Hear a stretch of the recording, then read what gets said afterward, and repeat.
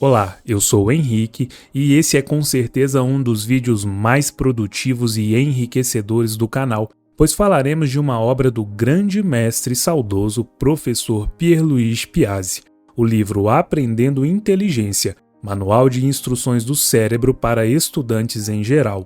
Bom, durante muito tempo acreditou-se que a inteligência fosse uma característica inata, ou seja, uma característica que a pessoa já nasce com ela.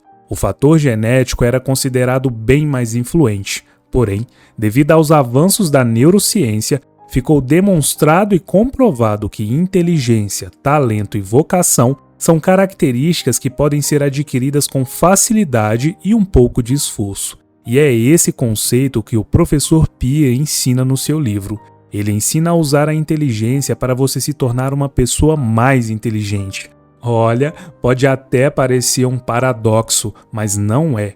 Existem pessoas que são inteligentes, mas que não conseguem usar todo o seu potencial. Se você se interessar pela leitura desse ótimo livro, o link para adquiri-lo estará na descrição do vídeo e no primeiro comentário fixado. E se o vídeo agregar algum valor a você ou à sua vida, se inscreva no canal e ative as notificações para acompanhar o nosso conteúdo semanal.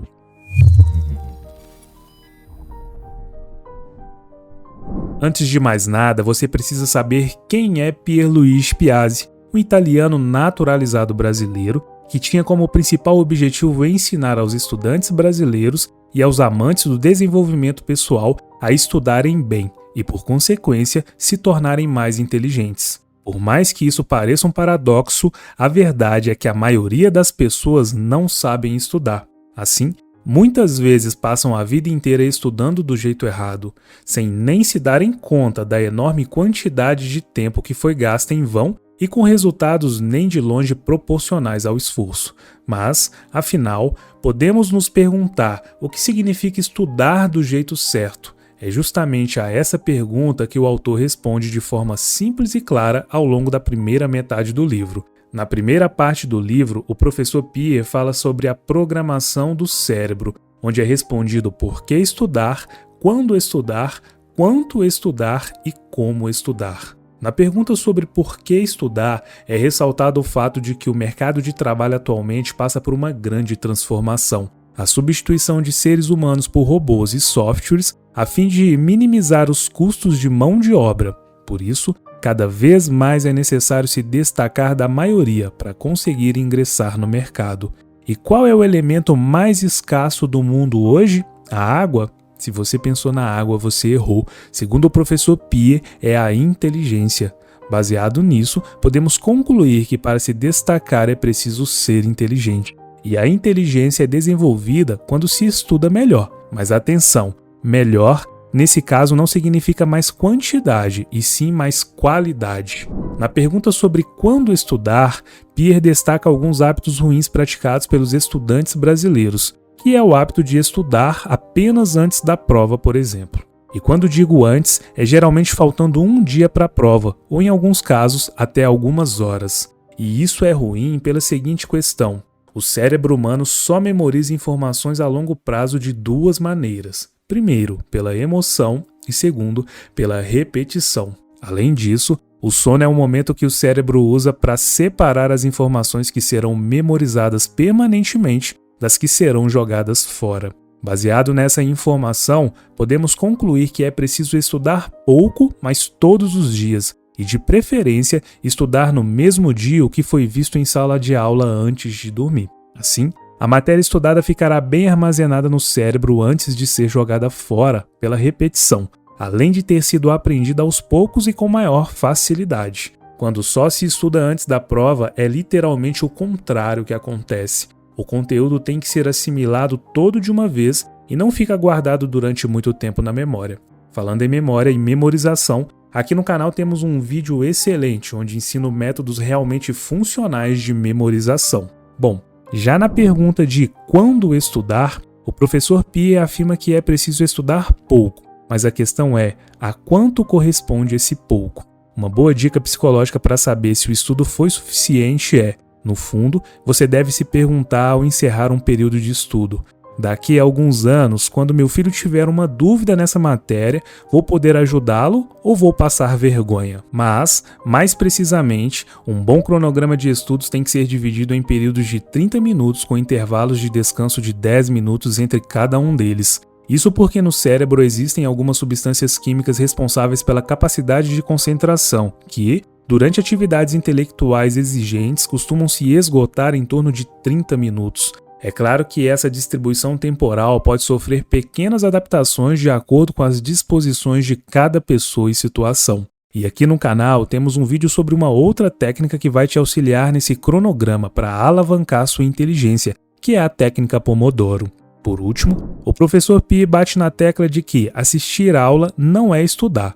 O autor afirma que assistir aula é algo passivo e estudar é algo ativo que você faz sozinho, inclusive revisando o que foi assistido na aula. E a última pergunta tratada pelo autor na parte da programação do cérebro é a grande dúvida de muitos: como estudar? Antes de mais nada, é preciso ter um ambiente adequado para estudar, sem barulho, celular, televisão ou qualquer outra distração. Apesar disso, é uma boa ideia estudar ouvindo música instrumental durante o estudo, pois o cérebro consegue ativar áreas de aprendizado simultaneamente. Nesse caso, as áreas musical e linguística. Mas em se tratando do método de estudo propriamente dito, a maneira mais eficiente de memorizar a longo prazo o conteúdo estudado é escrevendo. Como diz um ditado chinês, se eu ouço, esqueço. Se eu vejo, entendo. Se eu faço, aprendo. Em outras palavras, ninguém aprende coisa alguma se não for autodidata, ou seja, professor de si mesmo. Falando em ser autodidata, você sabia que é possível se tornar um? E adivinha? Pois é, aqui no canal tem um vídeo que também trata especificamente sobre esse assunto de como se tornar um autodidata. Bom, na segunda parte do livro, o professor Pierre trata sobre como acelerar os neurônios.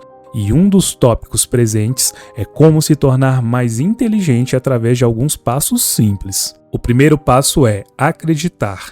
Acreditar nas próprias falhas, mas ao mesmo tempo acreditar na sua capacidade de superá-las. Afinal, a neurociência já admite a possibilidade de aumentar e reconfigurar a inteligência de um ser humano.